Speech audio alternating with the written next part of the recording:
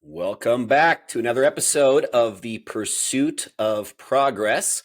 As always, this is Adam here, and I'm with my co host, Ben.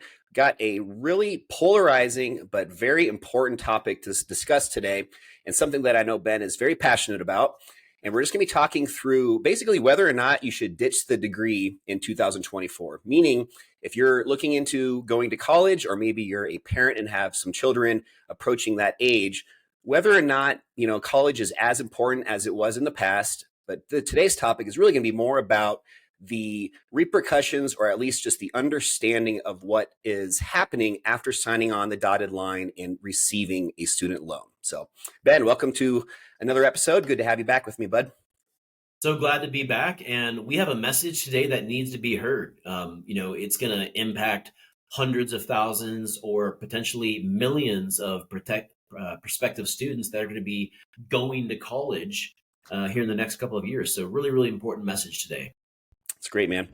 Yeah, so I wanted to just start off with, a couple points, and I'm just going to kind of share these with you guys first, and then Ben, going to hope that you can just kind of elaborate a bit on these. But, the first one, the average federal student loan debt for an individual, so per person, is currently at, this is the beginning of 2024, $37,090.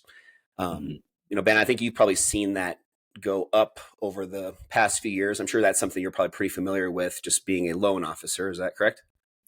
Yeah, that's one thing that I love about my job. I always call it a window into the American economy because I get to pull credit. I get to look at consumers' credit all day long. So I get to see what type of debts they have, what they're making payments on, and where all of their money is going.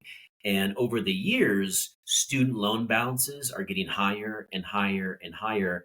And even though the balance, for the average American, as you just mentioned, is right around 40,000, it is not uncommon at all to see customers and consumers that have student loans 80,000, 120,000. I've even seen, consumers that have student loans of 300, 400, 500,000. So all of that is out there. Wow, it's a long uphill battle if you're at $400,000 or $500,000 in student loan debt. I know you mentioned a comment earlier before we got live on the call today, but you're talking about just the rate of increase as well. I think you said something like 8 times faster than the income wage. Explain that a little bit more. Yeah, and that's that's one of the big debates right now. And you kind of touched on this when the show started, but the cost of education has just rapidly increased over the years and the decades. Think about when we were at college 20 years ago. The cost of education now in 2024 is so much more expensive, and the cost of education is increasing at a rate 8 times faster than what wage income is. And that's the big debate where like these degrees now are so expensive that a lot of career fields and career paths no longer have the capacity to support or pay for the specific degree. And so, because the cost of education is so much higher, you have to be very intentional with what kind of degree you're going to get because you want to make sure that the whole reason that you go to school, and we all know this, college graduates make more than high school graduates. So if you have a degree, you likely will earn more, but at what cost? That is what we're not asking ourselves. And that is the big issue in 2024. Yeah, when I was looking at some data before we jumped on today, I noticed that it was, again, this is up to date data for the beginning of the new year, that about 25% of college graduates do not make more than the typical high school grad. That's per Bloomberg. So just really understanding that cost versus benefit, and just understanding too, or the lack of understanding for people that are in that 18, 19-year-old range where, I think back to when I was that age. I mean, I really did not know what I wanted to do with my life. I think most people probably don't. And just being able to have that decision made then, that's going to Mhm. drastically affect not only your rest of your life, but just, again, this financial commitment that, for, I would imagine, a lot of people, the reason some of this data is what it is because they commit to an education of something that they realize later on down the road after a year or two of going to those classes that it's not what they're really passionate about.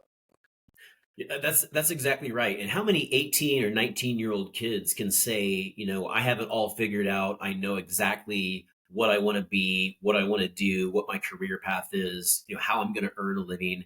The reality is a very, very small percentage. I was in the same boat as you where I kind of had some ideas. Initially, I wanted to be a journalist. I wanted to be a sports broadcaster. Then I kind of changed to, business, wanted to go into equities. And then I ended up as, in the mortgage industry. And so, but with the cost of education right now being as high as it is, the reality, and it's an unfortunate reality, prospective students, like, gone are the days where you can kind of figure it out on the fly, like both of us did. We're going to school and we're figuring it out. We're kind of getting a sample what we like, what we don't like. And it's a very, very sad reality. But the reality is you can't do that anymore because the cost of education is so high. If you spend 2 years at college or 3 years, and then you decide that you want to, change paths or plans, the cost that you've already incurred is so high that it is very, very difficult to change plans or change course. That's incredible, man. So, just kind of going back to the first point about just the average, about right around $40,000 per individual. Collectively, there's about 43 million Americans right now that have student loan debt, and that totals at $1.6 trillion, and that's for the federal student loan debt. You had mentioned that some news actually came out earlier today. Tell us a little bit about that. Yeah, what's interesting, right before we went live here, President Joe Biden announced $5 billion in student loan forgiveness. So, if you're someone that is going to be eligible for that, I am excited for you. I applaud you. Like last time from last year, we will need to see how it shakes out and if that is upheld. But the concern with the student loan forgiveness, and this has always been my argument, is that it doesn't do anything to change the fundamental flaws that we have in our higher education. Really what it is just a band-aid. It doesn't, no one is still advocating for the student. It does nothing to address the outrageous costs of higher education. And it does really nothing to address the issues. And I don't believe that forgiving student loans is the answer. I mean, there needs to be massive, radical change in a lot of different areas of education, including education reform, cost, benefit, all of it. And I'm excited for those that are going to be eligible or get some student loans forgiven. But I'm still critical at the same time because it really does nothing to solve any of the actual problems that we have. And I think I was very fortunate to not have student loan debt. Thanks, mom and dad. But I think too, if I was, and I was somebody that had been very diligent and responsible and had paid that off early because I wanted to, for example, get a house and go through the pre-approval process and, not have some debt like this on my, affecting my chances to get qualified. Hmm. Somebody like that that's been, a little bit more proactive on paying it off, they're kind of out of luck. They've done what they're supposed to do, yet they get the short end of the stick. That's exactly right.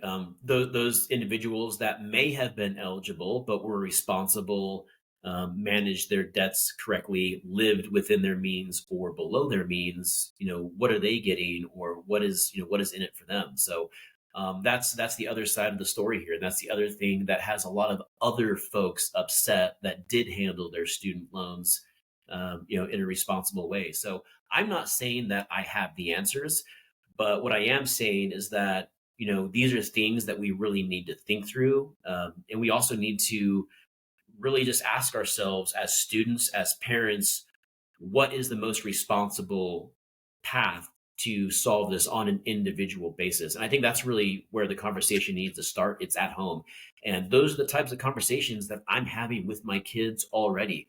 And if they want to go to college, I've let them know I'm going to support you, I'm here to encourage you. But at the same time, if you're going to college, we're going to be very intentional. You're not just going to go to college to have a good time. We need to have a plan. We need to talk about it. And a lot of times there are more cost effective options out there, like going to a community college for the first 2 years and getting a lot of those kind of general education classes knocked out at a much lower cost and then transferring up to a state university. But I think the way that we look at that sometime as a society, we kind of look down on community colleges or, institutions like that. And it's wrong. And that is where we as a society and a culture, we really need to start changing our minds and shifting our minds about that. Because I can promise you, a lot of times this student loan debt, it has a tendency to hang around for years, decades, even multiple decades. I've seen customers out there who took out student loan debt in their teens and their 20s, and they're in their 40s and 50s, and that student loan debt is still hanging around, and the balances haven't gone down. A lot of times, and in my criticism with student loans, you have the debate: is student loan debt good debt or is it bad debt? Well, I believe that debt that allows you to produce income or cash flow, or debt that allows you to increase the possibilities or the prospects of increased income, that's good debt. Hmm. But like real estate debt, you have the potential for cash flow, and then there's also collateral, which is the home, which is an asset. Student loan debt, the individual is the collateral, so there's no underlying asset. And then when it comes to student loan debt, there's really no way to get rid of it. It's not eligible for bankruptcy. It's not eligible for foreclosure. And once you have it, the only way to get rid of it is pay it off or die or get it forgiven. And even with Biden's plan, the plan from earlier last year, it was up to $10,000 per individual. And that was retracted. But that's what the initial plan was. And for someone that has 60 or $70,000 of student loan debt outstanding, well, $10,000 is a big deal. But what is it really doing at the end of the day? It's reducing your student loan balance from 70,000 down to 60,000. Is that going to be life changing? Is that going to solve any problems? It's not. And that's the criticism on something like a house or even a car loan, for example. You can refinance that debt. You can trade the car in. You can restructure the debt on a home. Same thing. You can sell the asset. There's a lot of different ways to pay off the debt. The home is going to go up in value over time, so you have so much more flexibility. With student loans, you don't have any of those options. Hmm. So and to be honest, I just really, this is asking as a question personally for myself to understand better. You know, buying a house as a different example here, you need to get pre-qualified. You need to show that you're able to pay this back. You have to put 15-20% down up front. Again, you have to qualify, which is your income, and, be a strong, um, secure partner with the bank, whoever's loaning you the remainder of the money. With a student loan, what are even the qualifications to be approved? I mean, is there ever a scenario where you don't get approved? Like what are the, restrictions, or how does that part of the process go? Yeah, I mean that's another great question, and that's also one of my biggest criticisms. When we had the housing crash in 2008, the reason that we had the crash is because mortgages and lending became too accessible. It was too easy to get for too many Americans. Back in 2008 when we had the crash, there were a lot of subprime loans, and a lot of the loans originated during that time were subprime.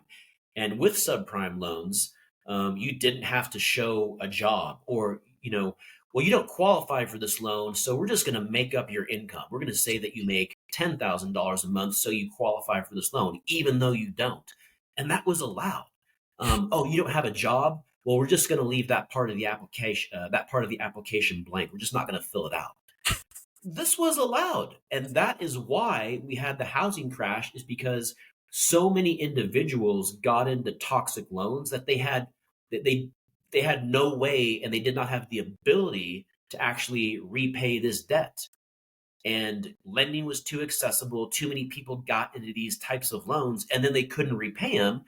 And then that's where the foreclosures happened, and it brought down the entire American housing sector and the entire industry, which took years and years to recover. And I've been shouting this from mountaintops that the same thing is happening in the student loan world. It's a little bit different because a lot of these student loans are federal student loans. But if you're a student, you don't have to demonstrate the ability to repay. You don't actually have to show that you can repay any of this stuff. And so, it's very, very easy to get a student loan. What happened in 2008 when lending was very easy for everyone to get? Well, if you remember, there was a huge run up in prices of homes. And then there was the crash. And what we're experiencing in the student loan market is there's been a huge run up in the cost of education because it is so accessible for everyone. So that's one of the reasons why the costs have gone up so much. And then because it's so accessible, we have this path that we think everyone needs to go down. And this is another thing that I'm very critical of, is that not everyone needs to go to college. There are other options out there. You can go be an apprentice. You can have a mentor. You can do other things. Just because you go to college or don't go to college does not mean that you're going to be a success or failure, or if you have a degree or not. But that's how our society has trained everyone to think, and it's wrong. And so my biggest things with student loans is that the student loan characteristics, which we talked about earlier, are incredibly toxic, even if there is a benefit. And number two, just the ability to repay. No one is advocating for the students. So when these students go and sign up for college, they literally have no idea what they're signing up for. These are 18, 19, 20-year-old kids, and they aren't thinking, what is this going to mean for me 5 or 10 years down the road? They're thinking, well, I want to go with my friends and hang out with the dorms. I want to get this college experience. And student loans have become so normalized in our society that everyone's doing it. So they're doing it, not realizing how big of an impact it's going to have later in their life when it does, when they do want to buy a home and do some of these other things. Yeah, I think back, and we talk a lot about this, but just, I think back to my college experience. I went to CU Boulder, go Buffs. And I just think about, what I gained mostly from my college education. And yeah, I, got some formal education with business and marketing, but more than that, it was the experience. For me, it was also studying abroad for a year. That was probably definitely the highlight of my college experience. So there are certain aspects of a 4-year university type experience, whether it be Greek life or just being out on your own for the first time and meeting people and kind of growing into the person that you are, all that stuff that you wouldn't really be able to have if you just went straight into the workforce.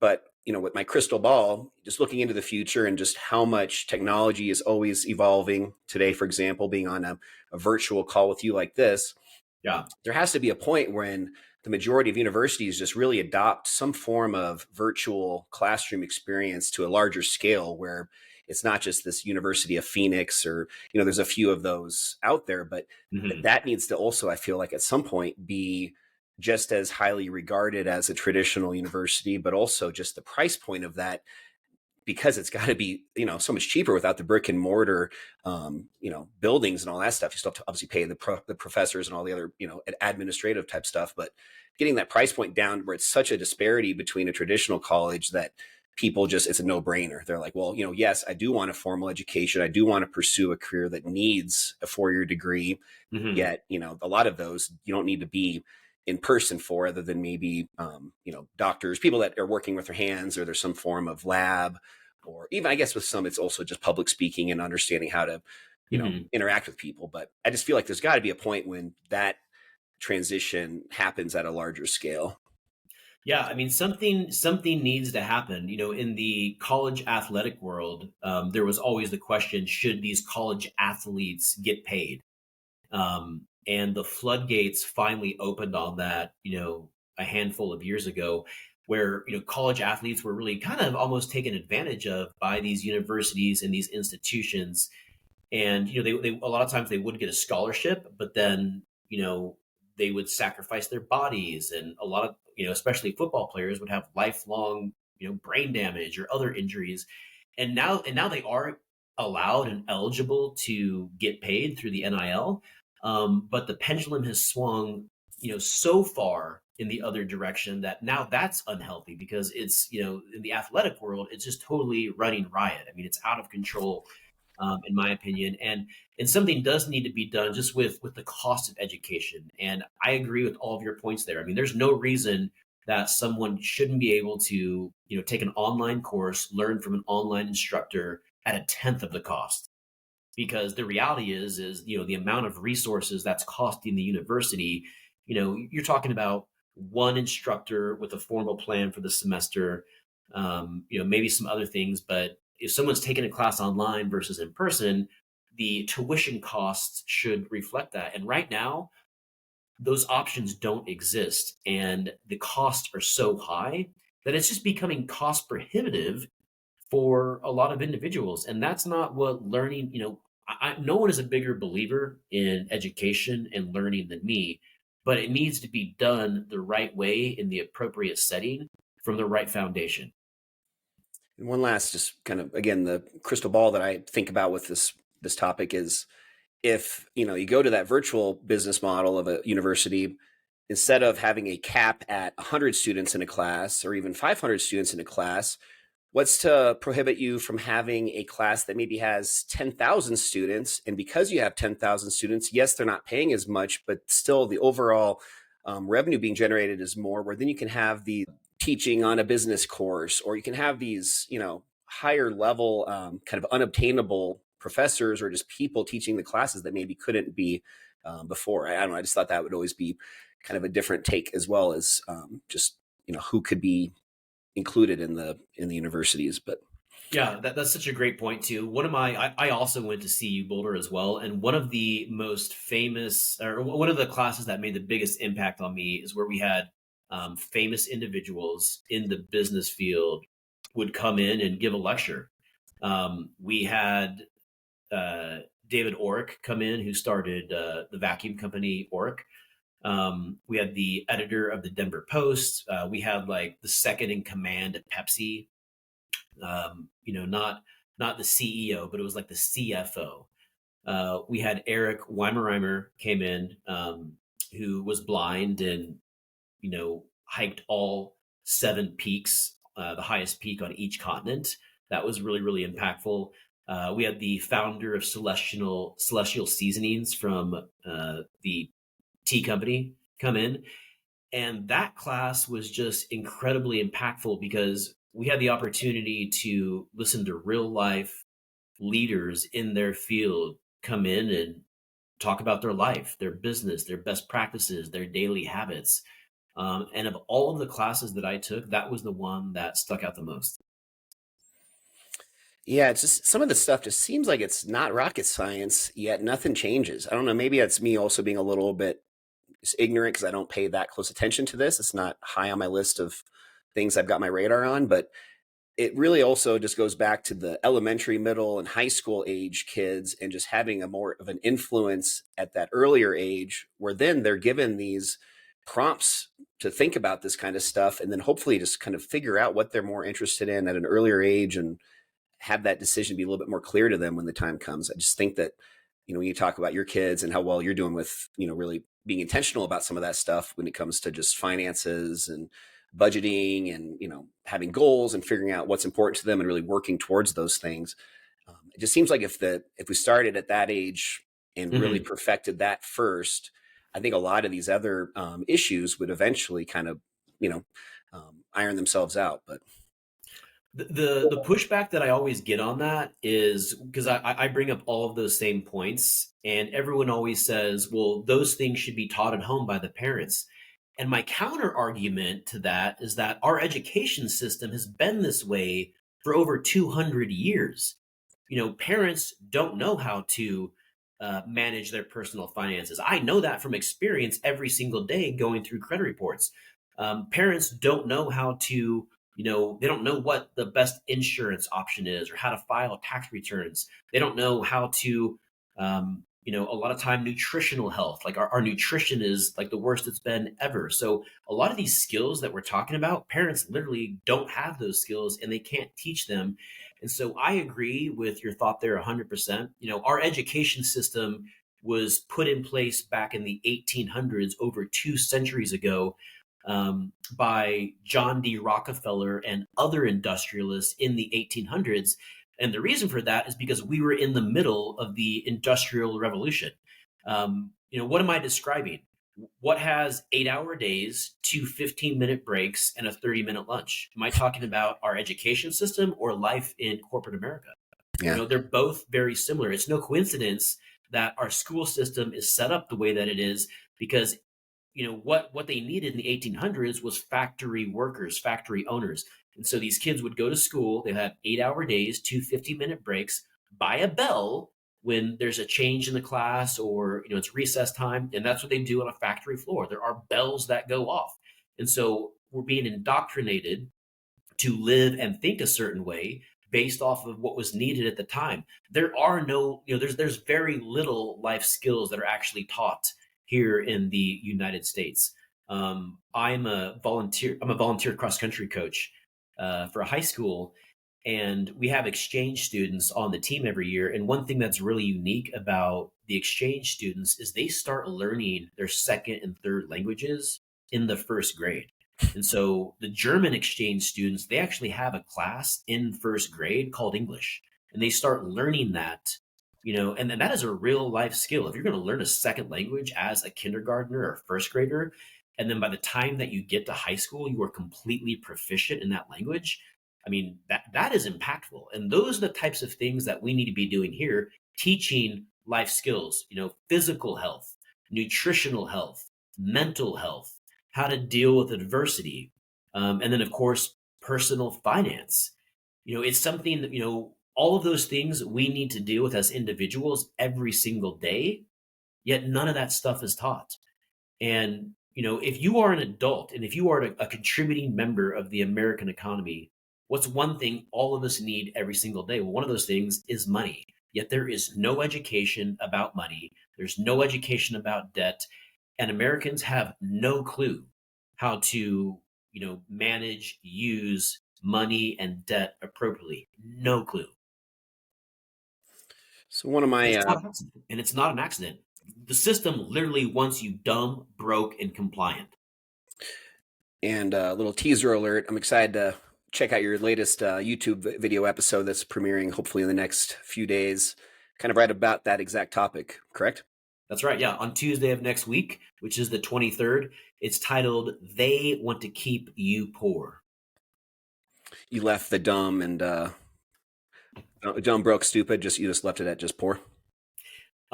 Yeah, results are still pending, but it looks like it's going to be that. But I do go over that in the video, and it's not dumb in the sense Yeah, that an individual, they just want you uninformed in these certain areas. exactly. Yep.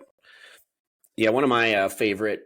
He's an older influencer. His name's Jim Rohn, Rohn. If you guys aren't familiar with him, Love definitely Jim. look him up. He's kind of one of the OGs, one of the original gangsters of self improvement type. Whether it be books. I don't know. He's just a great guy to follow if you guys don't. But a quote that I really like of his is, and I think Yeah. that's so true on a lot of different levels. But when it comes to what we're talking about today, I think that's relevant to some people. Again, there's a lot of people out there though that do need to go get a 4-year degree or maybe even past that. We have some great close friends that we both mutually have that are very successful, and they're very successful because they've followed their career path that they need for their careers, and now they're reaping those rewards. But Hmm. for the majority, not majority, I shouldn't say that, but for a lot of people that don't fall into that bucket, and I say that bucket because I think I would be somebody that would fit into this bucket. It's not necessarily a requirement or something that just needs to be assumed that everybody needs to do. And kind of going off of that, I just wanted to share another thing that I pulled earlier that I thought was pretty interesting about employers. So it says public and private sector employers are now changing their standards, broadening the meaning of qualified to include life experience, job history, or even certifications that do not require a bachelor's or associate's degree. Hmm. So I think it's just getting to the point where employers are also realizing that, we're limiting our pool of candidates by requiring a 2 or a 4-year degree in some cases, where there's Yeah. people that don't have that or that are still much more qualified for the position they're offering, and opening up their standards a bit more. That seems like that's really just more of a recent thing that I've started seeing a lot more, is Yeah. this broadening of their employment qualifications. Yeah, I'm seeing that as well. And you think of industries like what we do, like in mortgage, for example, I've done so many different roles within the industry, and none of them require a degree. Even advanced support roles like underwriting, or closing, where you're literally managing hundreds of thousands of dollars or millions per transaction. And at one point, when I was at Wells Fargo, I mean, I was literally managing like $200 million. college degree not required. Now I have a college degree, but for that specific role, that was not part of the job description. And what you just mentioned earlier, I love Jim Rohn, man. I listen to him every night. I watch all of his videos and his clips, and he is just someone that still speaks to me, even though he's no longer here. I read a statistic, and I think the mistake that a lot of other people make, and I was guilty of this myself, is that I think a lot of people look at going to college and finishing college like you're finishing a race. Oh my gosh, I'm done. I finished. I never have to study again. I never have to do anything again. And I read a statistic recently where, whatever that individual's highest degree of education, whether it's high school or college, like something like 50% of people will never read another book their entire life. I mean, think Yep. about that. Yep. I shared some of that statistic as well, and we'll definitely share that on the next one, or I'll put it in the show notes below on this one too. But it was mind boggling. Um, You're someone that, got me turned on to reading, and you really inspired me to do that 4 or 5 years ago. And since then, I mean, I have been a daily reader, and I can tell you that has changed my world. I mean, I am a radically different person in 2024 than I was in 2018.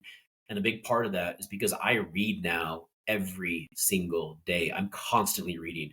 I have specific times dedicated in the morning to read. And I have specific times dedicated. I read twice a day. I read a half hour in the morning, half hour in the evening. My morning book is more on habits, self improvement, how to better yourself, and then my evening reading is more for fun, but it's typically some type of like autobiography. So right now I just started Made in America last night, which is the Sam Walton biography and his story of how he started Walmart. And I always say, here in America, dude, we have so many amazing stories like this. Who needs fiction? Why would I go waste my time reading fiction when I can read about a guy who started, someone who started off as, living in Arkansas, poor growing up, and went on to become the wealthiest person and wealthiest family in America or in the world? It's crazy. it's And awesome. you can learn so much along the way. Yep. I was only reading Boxcar Children and the Hardy Boys back in the day when I could have been probably a few rungs up on the ladder if I would have been more intentional with the books I was reading. I want to Boxcar share. Children. I Yeah, remember that one. Yep. I'm still waiting for a Boxcar Children movie to come out. I don't know why they haven't done that yet. And I will. I will go see that if that comes out. I thought this was just another interesting, just kind of a quote to give you guys. This is from the National Center for Education. So this was actually an article that I was reading earlier that was from about, I think it was about 9 months ago. So it's really reflecting more on the um, late 2002, late 2022, early 2023 time period. Fewer than 2/3 of students complete college within 6 years, according to the National Center for Education statistics. That includes nearly 40% of people who took out college loans between 2012 and 2017 that did not finish after 6 years. The default rate among those borrowers is 3 times as high as the rate for borrowers who did not earn a diploma. So again, it's just saying that the default rate for borrowers who did not earn a diploma 3 times higher for those that are. I don't know. I just thought that was kind of a very interesting statistic. Just And, for and, that, and everyone. that's the thing. If you take out student loan debt and you don't graduate, well, guess what? You got the student loan debt and no degree. And again, fewer than 2/3 complete. So, and that's after 6 years. Imagine what the 6 year total dollar amount is. It's just, Yeah. yeah, And just these are, some. and we just, as a society, as a culture, we need to get rid of this label. I remember as a kid, like my parents, my grandfather, um, were always pushing me to go to college. And the reason they were doing that is because they wanted me to better myself. They wanted me to, what they wanted is they wanted me to develop disciplines and learn how to follow through and be committed and accomplish something. That's what a college degree represented, and I think it still does represent a lot of those things. My whole point and my argument is that you can, what they're talking about were skills, and it is possible to develop those same skills in other ways at a fraction of the cost. And that is not the conversation that's being had. For example, what if I gave, what if a high school student had the option of going to college for 4 years and paying $150,000, in education, either whether they paid that themselves or took out student loans, and it took up 4 years of their life? Or what if that same student, as an alternative option, came and worked for me individually or you, and one of us mentored them? And it was one on one training or small group training every single day. They got to see me or see you, how you behave, the kind of conversations that you're having. At the same time, instead of going into debt or paying, they were getting compensated. And during all of this, they're developing real life skills. They're developing connections. They're networking. They're learning how to self sustain. And these opportunities are out there and they're possible. But this is the conversation that's not being had. And it needs to be had because it's important. And there are other ways to do this. And I've talked to my kids about this. Like, if you want to come into, my whole thing with them is that I believe the other thing about college is that college spits a lot of people out and they want to go look for a good job, you know, with a high salary. But the problem with that is that when you're looking for a good job, typically you're going to be a salaried individual and you're not going to have any control over your time or your money. But what we do, well, what do we have control over? We have total control over our time and our money. And that's the other thing, learning how to leverage your money, learning how to leverage your time, learning how to leverage your resources. That's not taught in school. Mm-hmm. It's just, since you're an expert when it comes to the lending side of things, I just was kind of curious. Let's just say that I have a pretty low, well, I don't want to say low, but let's just pretend as a scenario that I have two different people here. One person that has a $1,000 a month auto payment, and one person that has a $1,000 a month student loan payment. Is one, obviously there's other factors that could come into play. What's the total dollar amount that's owed, different stuff like that, the amortization schedule, whatever it may be. But is there if everything else is apples to apples, is there any other, is one favored over the other when it comes to getting approved for a loan, for a home loan? Yeah, that's a great question. From a mortgage perspective, we will always take the auto loan, which is an installment loan, at face value. And so if your credit report says that you owe, $65,000 and your monthly payment is $1,000 a month, then we will use that $1,000 a month from a qualifying perspective. From a student loan perspective, it can be very different. A lot of times, regardless of what the payment is, there's going to be certain calculations depending on the loan program, whether it's a jumbo loan, a conventional, an FHA, of how that student loan is going to be calculated. And the other frustrating thing is those student loan guidelines are always being changed because there has not been a lot of transparency. And so you never, with an auto loan, I can tell you auto loans are going to be looked at the same way today in 2024 that they were looked at 10 years ago in 2014, and they're going to be looked at the same way in 2034. With student loans, I can't tell you that because the guidelines have changed so often that they're constantly being updated, and different loan programs look at different, student loans in different ways. And sometimes it can be very difficult to predict what's going to happen. And also for someone that does have a substantial amount of student loan debt, usually like 80,000 plus, it can really negatively impact their opportunity to get qualified for a home purchase, because whether that debt is in repayment or not, I mean, you might have a scenario where someone's not even making a payment on a student loan because they're deferred.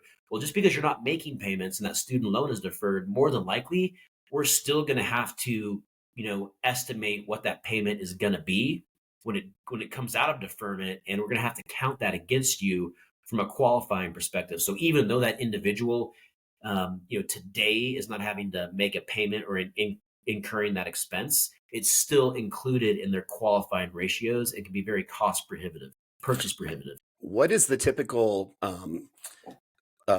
length of a student loan? Is it 20, 30, 40 years? Like, what is there a standard repayment deadline? Is there an amount of years that's typical?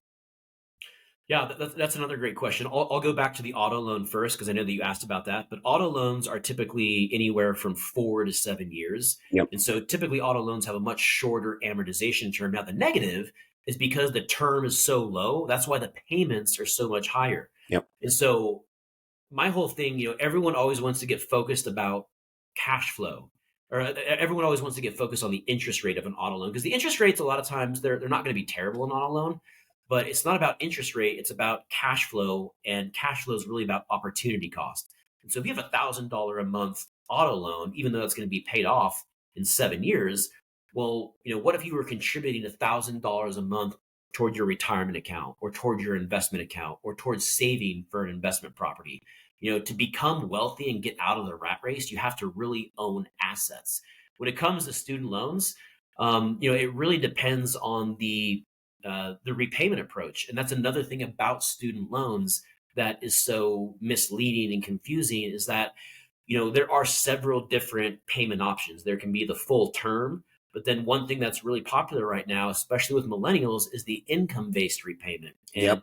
how that's calculated is based off of your income today. So if you're someone that is earning 60,000, even if you have $100,000 in student loan debt and your payment's supposed to be 1,500 a month, well, because you're 60,000, we're only going to make you pay 300 a month.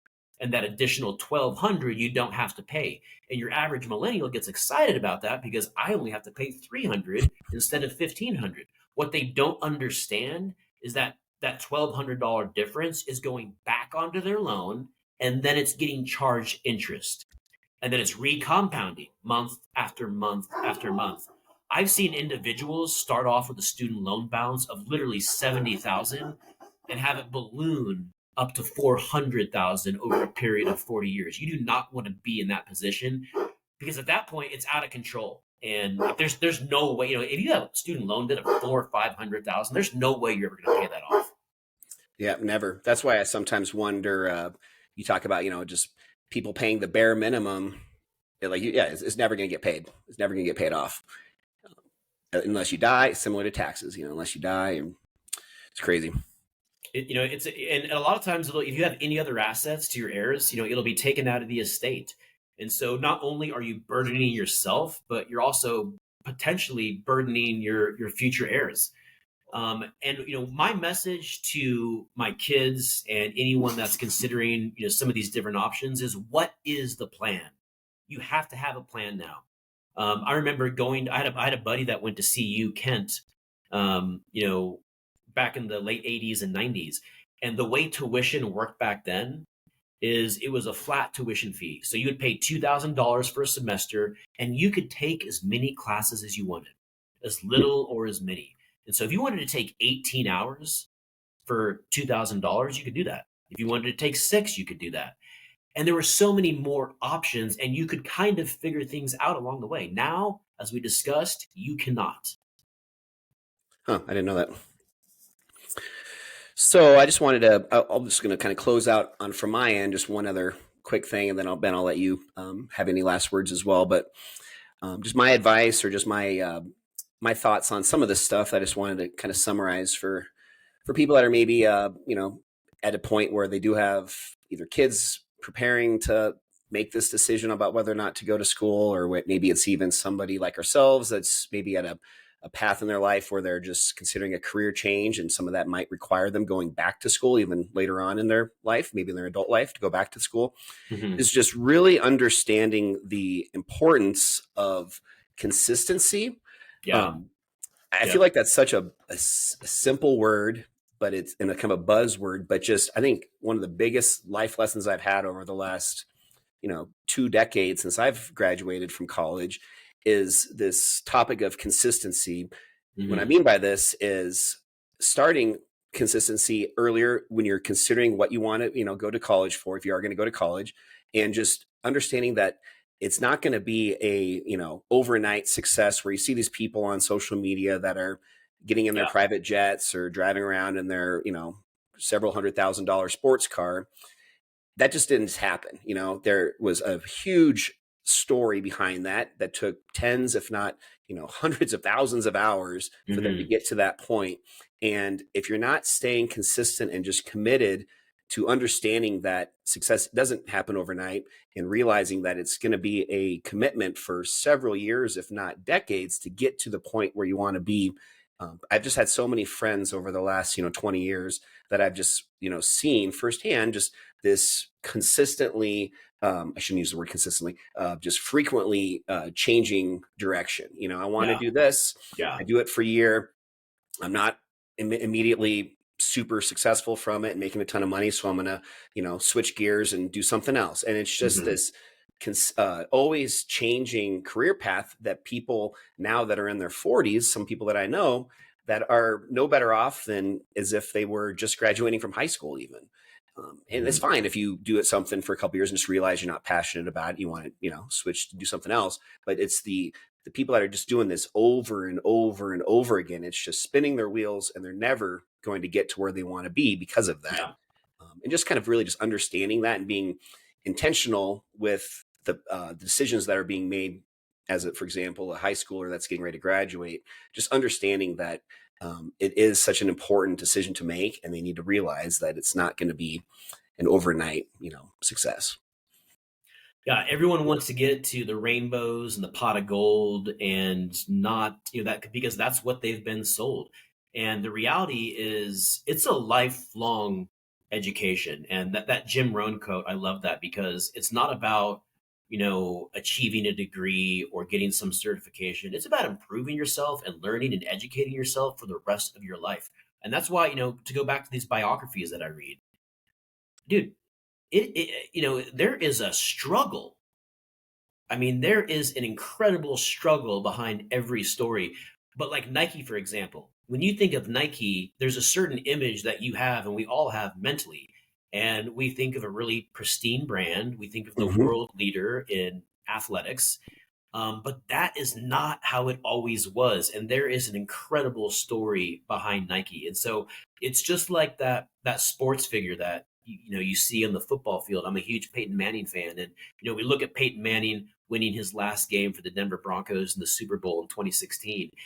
But what we don't see is all of the decades, all of the years, just all of the work that went into that. And so when you see things on social media, you're seeing the polished product, if it's even real. And what you're not seeing is that, all of the years, all of the consistent effort. But when you look at adversity, and this has been a big shift for me, where when you start to look at problems and challenges and adversities as opportunities and as blessings, because it gives you the opportunity to grow as a dad or as a parent, as a business leader, work on your patience, your maturity.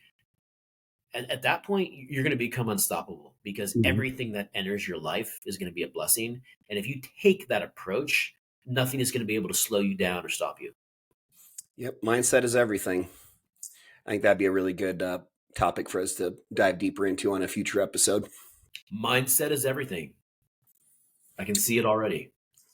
Well, we definitely have, a lot more to talk about on this subject. I know we have some close friends that have varying views on some of this stuff. It'd be fun to have, kind of a fireside chit chat maybe on one of our future episodes with some of those Yeah. people as well, just to get different perspectives, because this is just one side of it.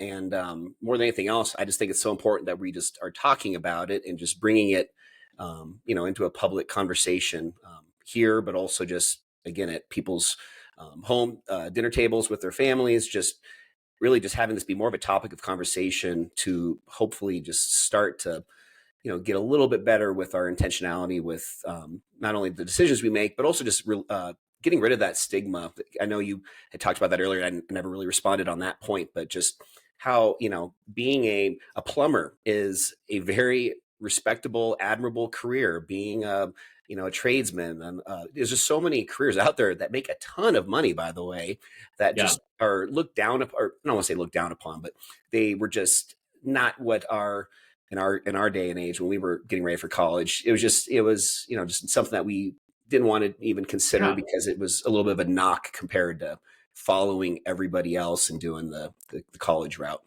I think what you're saying is, we've been trained to put labels on certain things. And sometimes Hmm. we put labels on ourselves. And whenever you put a label on something, some experience, or yourself, what you're really doing is just limiting yourself or that experience. And that's the reality. Like, you can be just a plumber, or you can, own a business and be a plumber. Exactly. And, Exactly. you don't have to put any limits on anything, yourself. When I transitioned into mortgage, I had, I'm very introverted, and I had put a label on myself that, I'm not good at socializing. I'm not good in person. I don't know how to network. And I believed that for a lot of years. And finally, I started, developing those skills, reading books, going to networking events that were extremely uncomfortable. And it's a skill like any other that you can learn and develop. And I learned how to do that. And I tore that label off of me. And that taught me I will never put another label on myself ever again.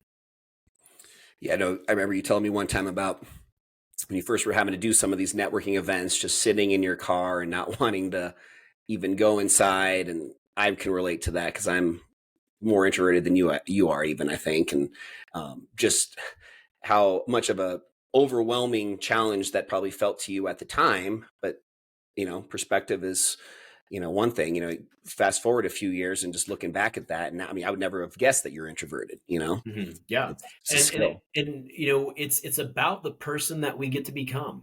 And so when you do challenge yourself, what you mentioned earlier about getting out of your comfort zone, learning to develop disciplines and do them consistently, it's not about how much money you can earn. It's not about how high your income can be. What it's about is the person that you have the opportunity and the responsibility to become, because you owe it to yourself, you owe it to past generations, you owe it to your parents, you owe it to future generations, you owe it to your community. We all do, to be the very best, most mature, most complete individuals that we can.